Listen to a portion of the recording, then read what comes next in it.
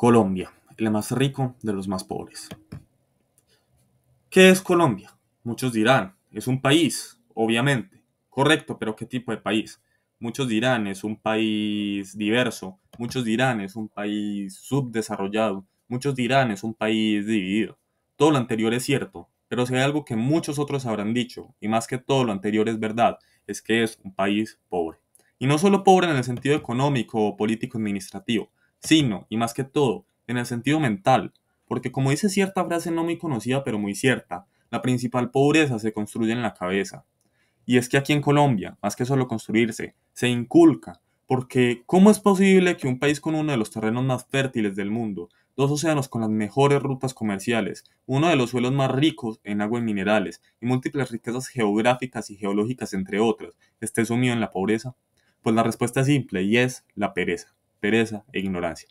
Porque una persona perezosa no se preocupa ni por estudiar ni por aprender, lo que lo vuelve ignorante. Y si es ignorante no tiene la capacidad de entender el mundo que lo rodea, lo que lo vuelve pobre mentalmente. Aparte, una persona perezosa no trabaja, y si trabaja, busca aplicar siempre la ley del mínimo esfuerzo, lo que no le permite progresar. Y es a partir de allí que la ignorancia y la pobreza mental mantienen a la persona en este callejón sin salida, sin que siquiera se dé cuenta de lo que está pasando, evitando que haga algo para remediarlo. Así, entramos en un círculo vicioso que cada vez nos deja en un peor estado, y del que cada vez es más difícil salir, dejando una enorme pobreza económica y social que trae consigo miles de otros problemas que enfrenta actualmente nuestro país. Muchos se preguntan cuál es la solución para la mayoría de los problemas que enfrentamos. Y la respuesta es simple: eliminar la pobreza mental, para que la gente sea consciente de que tiene que dejar la pereza, con lo cual todos prosperaremos y dejaremos de ser otro simple país, pobre y subdesarrollado. El primer paso para lograrlo es concientizar a la población. Nos hemos excusado en mil y unas razones externas de por qué somos pobres. Culpamos a los ricos, al gobierno, a los países desarrollados, a las grandes compañías, a los lugares, a las malas condiciones. Siempre tratamos de encontrar un culpable para nuestro decaimiento, cuando los únicos culpables somos nosotros, que perdemos el tiempo culpándolos a ellos, en vez de esforzarnos en prosperar. Es cierto que las malas condiciones pueden afectar la vida de las personas y es cierto que esto puede dificultar su progreso, pero sabiendo que estas malas condiciones no se van a solucionar por sí solas, ¿por qué no intentamos solucionarlas? Es verdad que en muchos casos el gobierno impone cosas que en vez de beneficiarnos nos afectan, pero el gobierno lo elegimos nosotros, y tal vez sea por esa misma ignorancia que lo elegimos. Pero lo único que podemos hacer es esforzarnos porque no hagan más daño y en un futuro elegir uno bueno.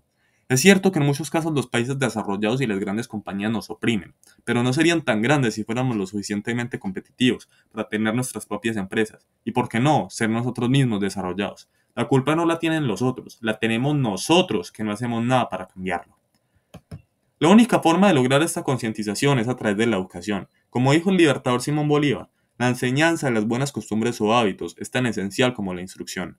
Esta discusión no solo puede ser impartida por el Estado, sino por los mismos ciudadanos, que tenemos que contribuir a la cultura de todos en la sociedad, para que podamos eliminar ese ideal de pobreza que nos tiene tan afectados, ya que de lo contrario, nunca podremos avanzar.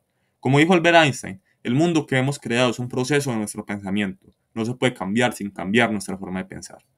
Nuestro país tiene todo para ser una potencia mundial en todos los sentidos, y es nuestra responsabilidad lograrlo, ya que nadie lo hará por nosotros. Nuestro país es como una gran empresa en la que todos tienen que contribuir para que a todos les vaya bien, y es de toda la responsabilidad que la empresa marche bien. Porque recuerda, no te preguntes qué hace tu país por ti, pregúntate qué haces tú por tu país. John F. Kennedy, 1961. Muchas gracias.